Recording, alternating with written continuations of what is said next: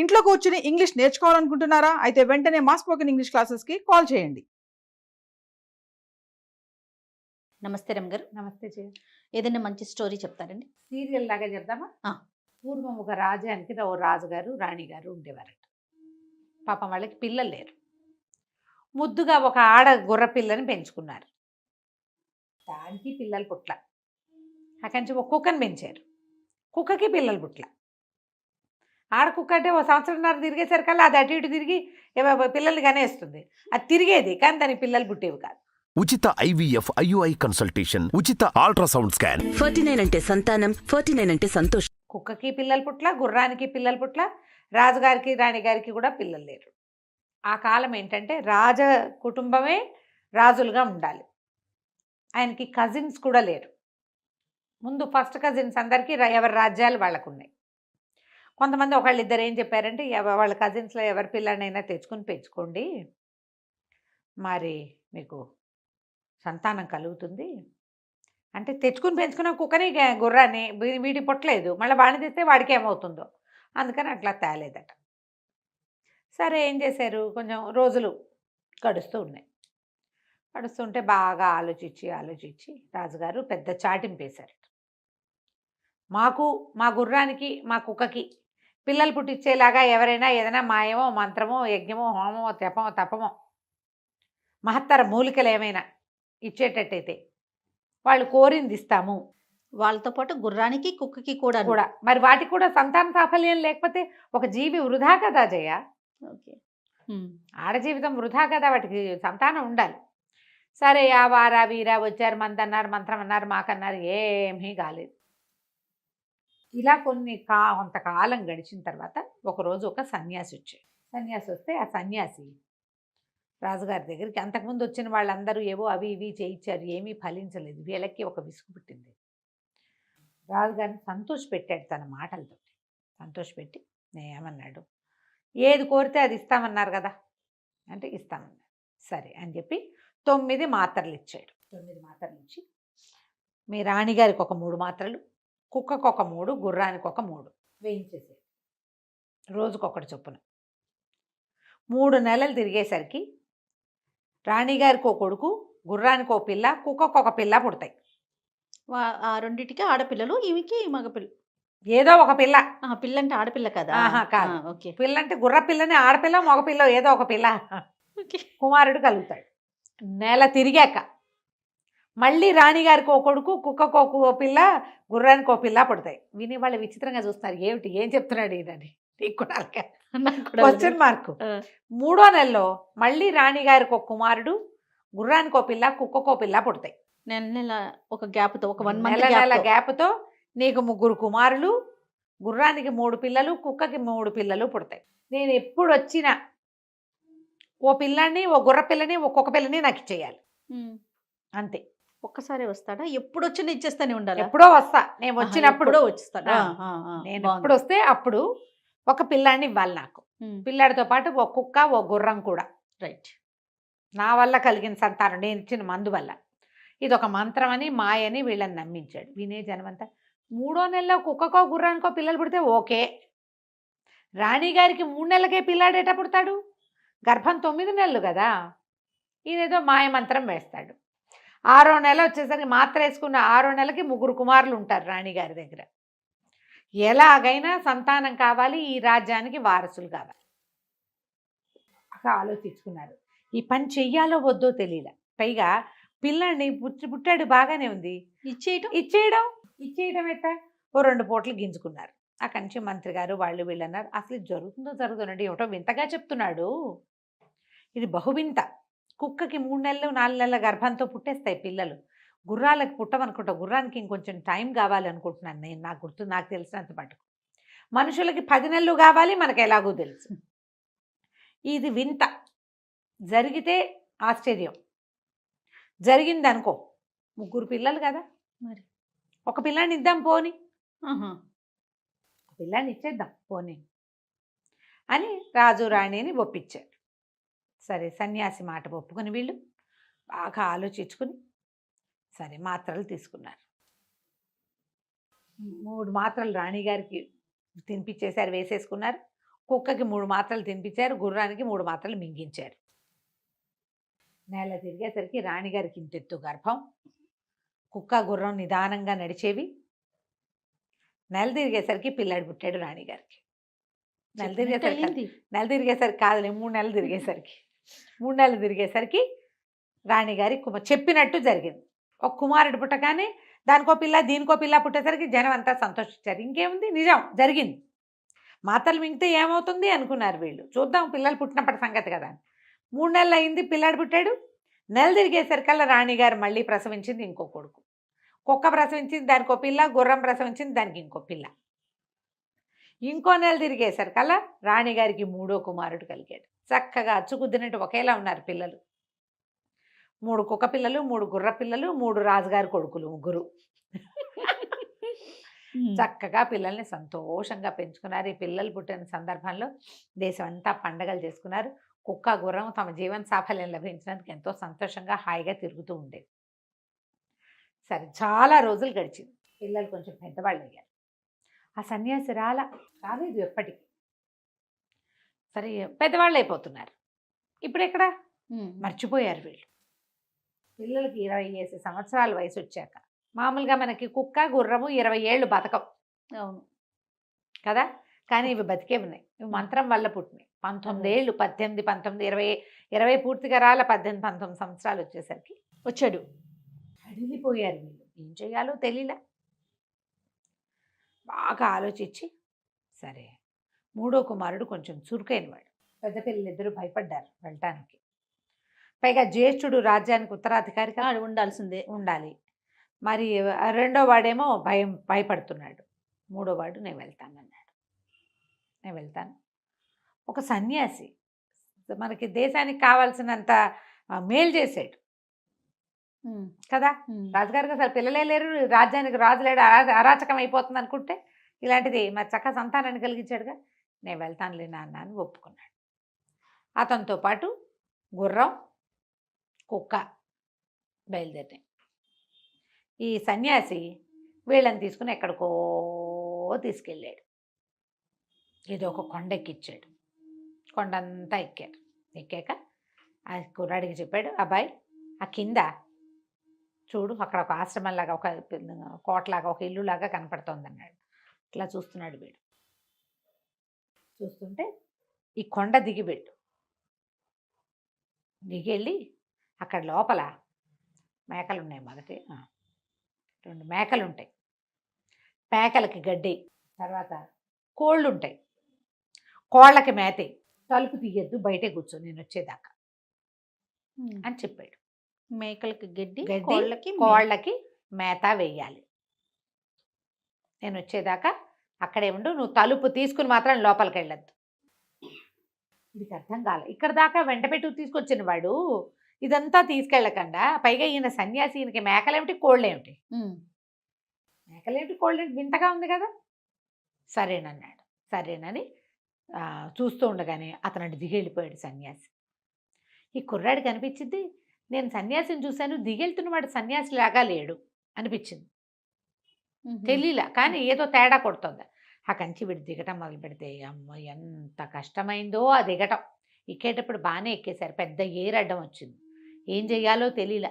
ఏరెట్టా దాటాలి. ఆ కంచి ఏం చేశాడు, గుర్రం మీద కూర్చుని కుక్కని ఎత్తుకుని కూర్చున్నాడు. గుర్రము కుక్కని వీడిని మోసుకుంటూ ఏరు దాటిచ్చింది. ఆ పెద్ద భవనం లాంటిది అది, కొంచెం పాతగా కనపడుతుంది. ఆ భవనం దగ్గరికి వెళ్ళాడు. సరే, దూరం నుంచి చూసేసరికి తెలిసింది. కుక్కని గుర్రాన్ని వెంబడి పెట్టుకుని వెళ్ళాడు. అక్కడ ఒక మేకలు కనపడుతున్నాయి 2. ఏం చేశాడు వీడు, అది చూస్తే గడ్డి మేటు కూడా అక్కడే ఉంది. ఏం చెప్పాడు, మేకలకు గడ్డి వేయాలి, కోళ్ళకి దాణా వేయాలి. ఆ గడ్డి మేటు తీసి ఇట్లా మేకల ముందు వేసేసరికి ఆ గడ్డి మేటు 3 తోడేళ్లుగా మారిపోయింది. అయ్యో, మారిపోయేసరికల్లా వీడి మీదకి వచ్చేసేదే. ఎప్పుడైతే వీడి పక్కన కుక్క ఉంది కదా, ఆ కుక్క కాస్త ఒక్క ఉదుటన, వేట కుక్క అది, ఒక్క ఉదుటన తోడేళ్ల మీదకి దూకింది. అవి తిరగబడేసరికి భయం వేస్తే దొరికిపోయేవాడు. కుర్రాడి భయపడితే దొరికేసేవాడు. కుక్క మీద పడేసరికల్లా వాళ్ళు ఆ తోడేళ్ళు 3, ఈమె 2 మేకలు 3 మేకలు ఉన్నాయి అక్కడ, మేకల్ని మెడకరుచుకుని అడవిలోకి పరిగెత్తేసింది. నిర్ఘాంతపోయాడు. గుర్రము బెదిరింది, కుక్క బెదిరింది, కానీ అది గై గై గై గైమని అరుస్తాయి కుక్కలు చాలాసేపటి దాకా. వీడికి అదురొచ్చేసింది పిల్లాడికి. ముందు సన్యాసి ఏం చెప్పాడు, నువ్వు తలుపు తీయకుండా ఉండాలి, తలుపు తీస్తే చచ్చారే మీ ముగ్గురు అన్నాడు. ఏదో జరుగుతుందని అర్థమవుతోంది వీడికి. అక్కడి నుంచి ఏం చేశాడు, కోళ్ళు కనపడుతున్నాయి. ఒక పక్కన ఇంత బుట్టలో దాణా పైన ధాన్యం కనిపిస్తుంది. ఆ ధాన్యం తీసాడు. ధాన్యం తీసి కోడి ముందు ఇట్లా చల్లేశాడు కల్లా ఆ ధాన్యం మొత్తం ఒక పెద్ద గండు పిల్లిగా మారిపోయింది. అది వీడిని చూసేసరికి జనరల్గానే కుక్కలు పిల్లుని చూసేసరికి ఒక తిక్కరైపోతుంది వాటికి. ఈ కుక్క కాస్త లంఘించి దూకింది ఆ పిల్లి మీదకి. దూకేసరికి ఆ పిల్లి ఏం చేసింది, ఇక దీన్ని వదిలిపెట్టేసి దాన్ని పట్టేసి దాన్ని కోళ్ళు ఒకటో రెండో మెడకరుచుకుని పరిగెత్తి పారిపోయింది. సరే గుర్రం వచ్చి వీడి దగ్గర కూర్చుంది. వాకిట్లో కూర్చుంటారు. గుర్రం వచ్చి ఒక పక్కన నుంచింది, కుక్క వచ్చి పక్కన కూర్చుంది. ఒక 10 నిమిషాలు 20 నిమిషాలు ఆలోచించాడు. ఈ రెండు ఎంతో విడ్డూరంగా ఉన్నాయి. సరే మనం కాపాడబడ్డాం. తోడేళ్ళు మనం ఎదుగు దూకలా, పిల్లి కూడా మెడ కొరికేసేలాగా నింటుంది పిల్లది. లోపలేముందో చూద్దామనిపించింది. సరే తలుపు బలంగా తోసాడు. తోస్తే తలుపు తెరుచుకుంది. కుక్క గుర్రం బయటే నుంచుంది. వాటికి అంత ఇళ్లలోకి తిరిగే అలవాటు ఉన్నవి కాదు అవి. బయట నిలబడితే వీడు లోపలికి వెళ్ళాడు. అంత ఖాళీగా ఉంది. ఏవో గదుల్లో రకరకాల సామాన్లు ఉన్నాయి. ఇంకా ఇంకా లోపలికి వెళ్తే ఒక పెద్ద గదిలో బ్రహ్మాండమైన మంచం ఒకటి ఉంది. దాని మీద ఒక 14-16 సంవత్సరాల పిల్ల ఒకటి పడుకుని నిద్రపోతాడు. చనిపోయాడు. కాళ్ళు శబ్దం చేశాడు. మనిషి వస్తే లేవరు. ఇట్లా అన్నాడు. కాళ్ళు శబ్దం చేశాడు. అవి ఇవి కదిపాడు. పిల్ల కదలటల్లా. ఏమిటి లేచి రాదు, అసలు బతికుందా అని దగ్గరికి వెళ్ళి చూశాడు. ఆ అమ్మాయి ఎప్పుడో నిద్రపోయినట్టుంది. ఎంతసేపు అయింది నిద్రపోయి, గాఢమైన నిద్రలో ఉంది. కదలికే లేదు. చిటికి లేసినా లేదు, ముట్టుకున్నా లేదు. వీడు అట్లా దగ్గర నుంచి చూస్తుంటే అమ్మాయికి ఇక్కడ చెవి పక్కన జుట్టు మీద ఒక తెల్లటి ఇంత గులాబీ పువ్వు లాంటిది ఒక పువ్వు పెట్టు. ఇప్పుడు పెట్టినట్టు పువ్వు నలిగిపోదు పడుకున్న వాళ్ళకి తల్లో. నలగలేదని ఆ పువ్వు ఇట్ట తీశాడు. తీయంగానే పిల్ల కళ్ళు విప్పి చూస్తుంది. ఎవరు నువ్వు అని. తెల్లబోయాడు. ఇదేంటి పువ్వు తీయగానే లేచావు అన్నాక, నువ్వెవరితో వచ్చావు, ఎప్పుడు వచ్చావు, ఏం చేసావు అని అడిగింది. నాతో పాటు నా కుక్క గుర్రం వచ్చాయి. ఓ సన్యాసి మా పుట్టక్క ఆయనే కారణంట. మా నాన్న వాళ్ళేమో నన్ను అతనితో పంపించారు. ఇదంతా దాటమన్నాడు. కిందకు వచ్చాను. ఏరు దాటడానికి భయపడినా వీడి పని అయిపోయేది. వాడు ఆ ఏరు ఎట్టా దాటాడు, గుర్రం సహాయంతో దాటేశాడు. కుక్క సహాయంతో ఆ రెండింటిని జయించేశాడు. ఇలా అయింది అనగానే ఆ అమ్మాయి చెప్పింది, కూర్చోబెట్టి ఒక చెప్పింది ఏమిటి, వాడు సన్యాసి కాదు, వాడు ఒక రాక్షసుడు. వాడు మనుషుల గుండెకాయలు తింటాడు. ఆ గుండె ఎట్లా తింటాడు, వాడు భయపడిన వాళ్ళ గుండె తినాలి, వాడి లెక్క అది. అందుకని ఏదో ఒక కష్టమైన పని చెప్తాడు. ఆ పని చేయడానికి భయపడితే వాళ్ళ గుండె అతనికి దొరికేస్తుంది. నిన్నేం చంపి తినలేడు వాడు.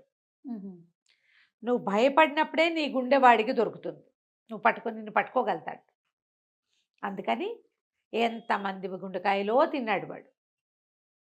భయపడాలంతే. అందుకని మీరు చెయ్యలేనంత కష్టమైన పనిని చెప్తాడు. నువ్వు ఆ గంటు దిగలేవు, ఆ ఏరు దాటలేవు అనుకున్నాడు. నువ్వు భయపడ్డావా, దొరికేసేవాడివి. భయపడలేదు కాబట్టి అక్కడి నుంచి తప్పించుకున్నావు. తోడేళ్ళు వచ్చినాయి, నువ్వు భయపడలా, కుక్క ఉంది. పిల్లి వచ్చింది, నువ్వు భయపడలా, కుక్క ఉంది. నన్ను కూడా అలాగే తెచ్చాడు. కానీ ఎందుకో నా మీద ప్రీతి కలిగి నన్ను పెంచుకుంటున్నాడు. పగలల్లా నేను మామూలుగానే ఉంటాను. తను ఎక్కడికైనా వెళ్ళేటప్పుడు నన్ను నా తలలో ఈ పువ్వు పెట్టి వెళ్తాడు. ఆ పువ్వు పెట్టంగానే నేను నిద్రపోతాను అనేసరికల్లా మరి ఇప్పుడు ఏం చేయాలి అన్నాడు. ఏం చేయటం ఏముంది, తప్పించుకోవచ్చు. నీకు రేపు ఏం పని చెప్తాడో నాకు తెలుసు. నేను చెప్తాను అది నీకు. నువ్వు చెప్పిన ప్రకారం నువ్వు చేసావా, తప్పించుకుంటావు అంటే సరే ఏం చెయ్యాలి. ఏం చేస్తావంటే, రేపు ఇప్పుడు నువ్వు ఇక్కడే ఉన్నావనుకో, నిన్ను చూసి ఏమంటాడు, ఒక నుయ్యి దగ్గరికి తీసుకెళ్తాడు. నేను ఆ నుయ్యి చుట్టూతా ప్రదక్షిణం చేయమంటాడు.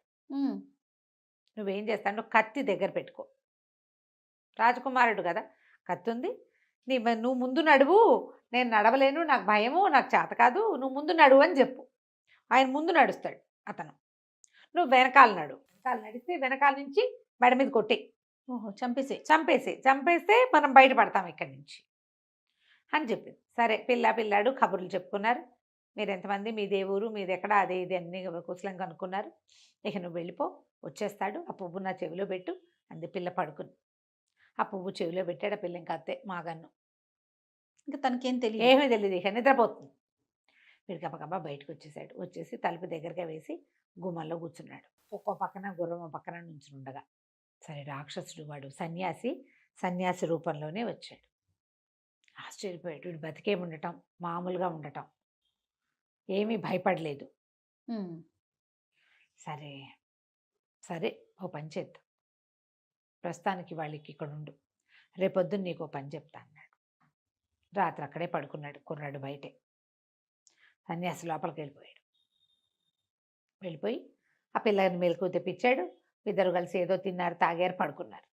మరునాడు ఉదయం లేచి వచ్చి కుర్రాన్ని పిలిచి లోపల ఒక బ్రహ్మాండమైన నుయ్యి ఉంది. ఆ నూతికి ఒక ప్రదక్షిణం చేయాలి మనం. ప్రదక్షిణం చేసి నూతిలోకి దిగి నాకు కావాల్సిన వస్తువు తీసిపెడదు కానీ నువ్వు రాకుమారుడు కదా అన్నాడు. కుర్రాడు ఒప్పుకున్నాడు. నువ్వు దాకా వెళ్ళారు. అది ఎట్లా ఉందంటే ఈ బిల్డింగ్ లోపలికి వెళ్ళిపోతే లోపల ఎక్కడో కొంచెం చీకటిగా మాగన్నుగా మూతగా ఉన్న ప్రాంతం. అది పెద్ద నుయ్యి, చాలా పెద్దది. రాజకుమారుడు అన్నాడు, నేను ఎప్పుడూ ఇలాంటివి చేయలే, నాకు తెలియదు అసలు ఆ ప్రదక్షిణం ఏంటో అదేంటో. దీని చుట్టూతా దారి కూడా నాకు కనిపించట్లా, సరిగ్గా చీకటిగా ఉంది, నేను నడవలేను, నువ్వు నడిచి చూపించు, నీ వెనకాల నేను కూడా వస్తా, నా వల్ల కాదు అనేసరికి ఇతను ఏం చేశాడు, రాక్షసుడు సరేనని నడవటం మొదలుపెట్టాడు. కుర్రాడు ఎంత స్పీడ్గా నడిచినా వాడిని పట్టుకోలేకపోయాడు. అతను చాలా వేగంగా నడుస్తున్నాడు. అదేదో ఇంత బావి కాదు, బాగా ఒక 10-15 మీటర్ల కైవారం ఉంది.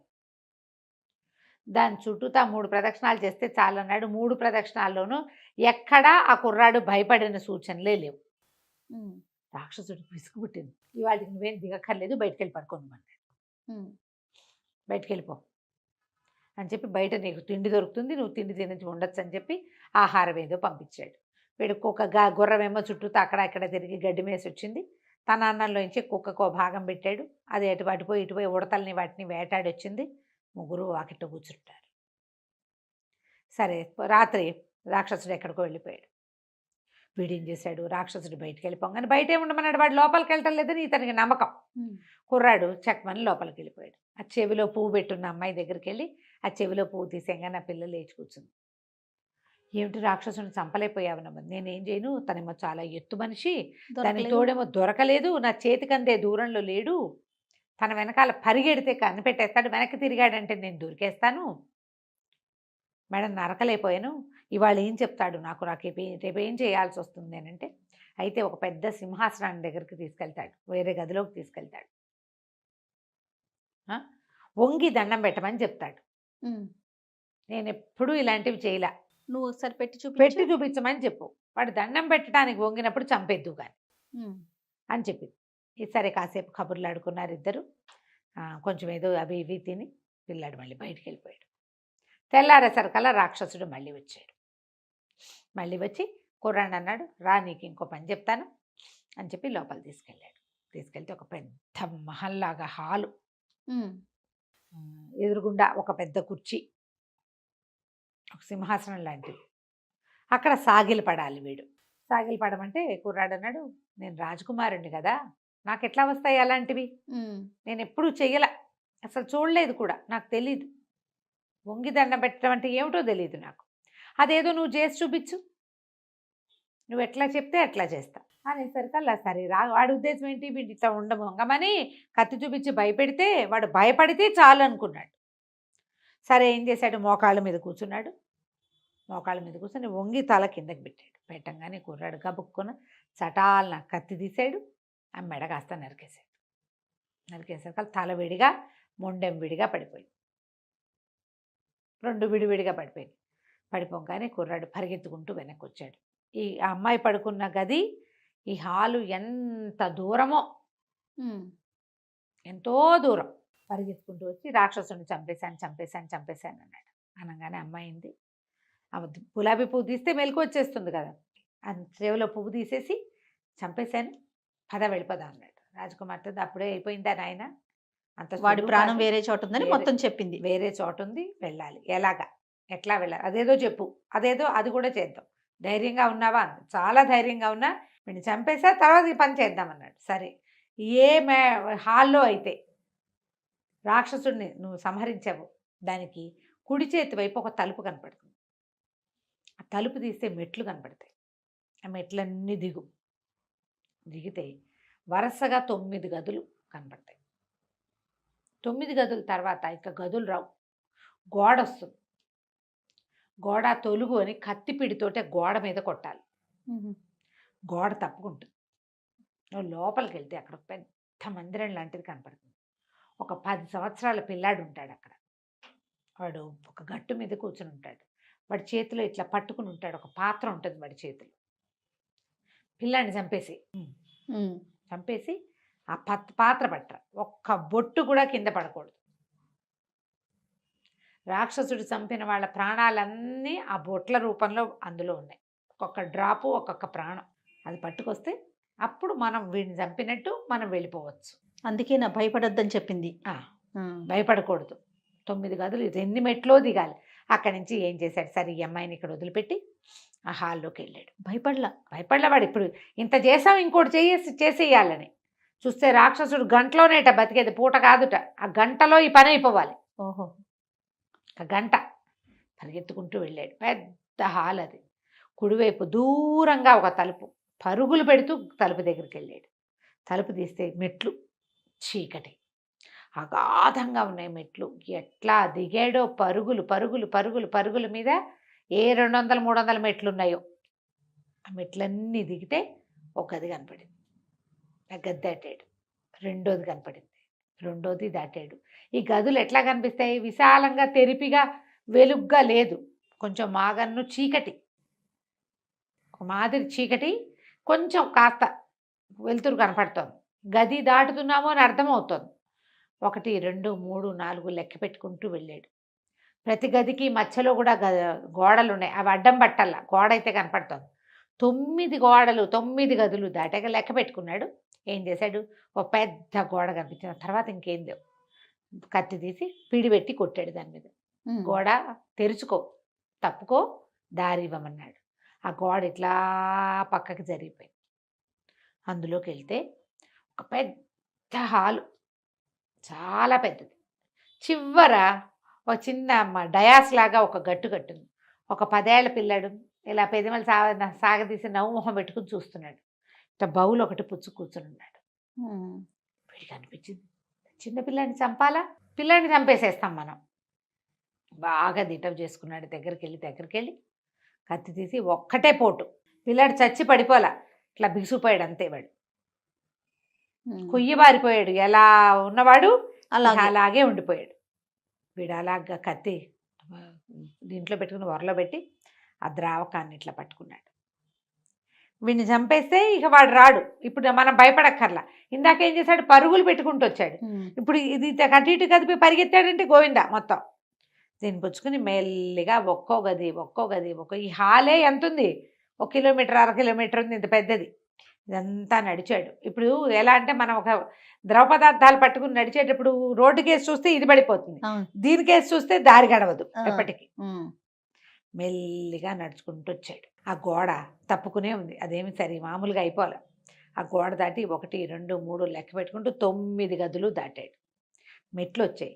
ఇందాక 300 మెట్లు దిగేశాడు. ఇప్పుడు ఎక్కాలి. ఇది పుచ్చుకొని ఒక్కో మెట్టు నిదానంగా ఈ దీని మీదే దృష్టి పెట్టుకుని చుక్క పడనివ్వకుండా తెమ్మంది. ఈ చుక్క మొత్తం పుచ్చుకెళ్ళాడు. ఎంత సమయం పట్టిందో. వచ్చేటప్పుడు గంటలో మొత్తం క్రియంతా చేసేది. ఇప్పుడు 3 గంటలు పట్టింది ఈ ప్రోగ్రామ్కి.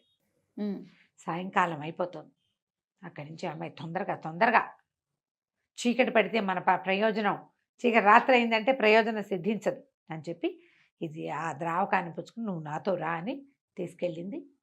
ఏ హాల్లో ఈ రాక్షసుడు చచ్చిపోయాడో దానికి పెడగా ఒక పెద్ద హాల్ ఉంది. అందులో 1000కి పైగా శవాలు ఉన్నాయి. ఈ రాక్షసుడు గుండెకాయలు తీసేసిన వాడు.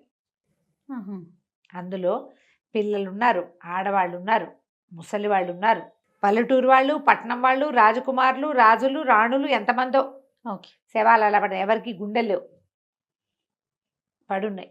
పిల్ల ఏం చేసింది, ఒక్కో వేలు ముంచి ఒక్కో బొట్టు ఒక్కొక్క శవం మీద వేసింది. ఒక్కొక్కళ్ళు పీనుగల్లాగా పడి ఉన్న వాళ్ళంతా లేవడం మొదలుపెట్టారు. వాళ్ళ జీవాలు వాడు ఆ గుండెకాయ తినేసి ఒక్క డ్రాపు అందులో వేసి పెట్టేవాడు అనమాట ద్రావకంలో. 1000కి పైగా. చీకటి పడే లోపల ఇద్దరు కలిసి ఒక్కో చుక్క వేసి శవాలన్నిటి మీద లేవదీశారు. అందరూ ఆశ్చర్యపోయారు, బతికే ఉన్నావా అని. అందులో ఒకడు కొన్ని వందల సంవత్సరాల క్రితం వచ్చిన వాళ్ళు కూడా ఉన్నారు. ఎప్పుడో 100 ఏళ్ళ నుంచి 100 ఏళ్ల క్రితం వాడు వాళ్ళ ఊరు పోయి ఏం చేస్తాడో తెలియదు. కానీ మాది ఫలానా ఊరు ఫలానా ప్రాంతం అని మాట్లాడుకున్నారు. అందరూ బోళ్ళని కృతజ్ఞతలు చెప్పారు. ఈ రాజకుమార్తెని 4 ఏళ్ల వయసులో తెచ్చాడు, దానికి ఇప్పుడు 16 ఏళ్ళు. వాళ్ళదే ఊరు అమ్మాయికి తెలుసు. అక్కడి నుంచి కొంతమంది సైనికులు కూడా ఉన్నారు ఆ ఊరి వాళ్ళు. వాళ్ళకి రాజకుమార్తె ఉందని కూడా తెలీదు, వీళ్ళ నాన్న రాజని తెలుసు. అంటే ఈ పిల్ల రాకముందే వాళ్ళు వచ్చారనమాట. అదే సరే, ఆ మొత్తం మీద ఎవరి ఊళ్ళకి వాళ్ళని బయలుదేరి తీశారు. మన రాజకుమారుడు మూడోవాడు ఈ యువరాణిని, ఒక రాజకుమార్తె కదా, గుర్రం ఎక్కించుకుని, గుర్రం ఉంది కదా వీళ్ళ దగ్గర, సరే కుక్క సహాయంతో ఆ నదులు వాగులు దాటుకుంటూ వాళ్ళ ఊరికి వాళ్ళ ఇంటికి తీసుకుపోయాడు. రాజు రాణి ఆశ్చర్యపోయారు, ప్రజలంతా ఆశ్చర్యపోయారు. మళ్ళీ వెనక్కి వచ్చారు వీళ్ళు. వెనక్కి వచ్చేసరికి సరే వాళ్ళు మొత్తం కనుక్కున్నారు. ఈ సన్యాసి తనకు ఒక గుండె కావాలి, ఆ గుండె కావడం కోసం ఎంతమందికో పిల్లలు పుట్టించాడు. ఓహో, రాక్షసమాయతోటి. కానీ వీళ్ళకి సంతానం అయితే సాఫల్యం కుదిరింది కదా. అదైతే నిజమే. అక్కడి నుంచి ఊరంతా పెద్ద పండగ చేసుకున్నారు.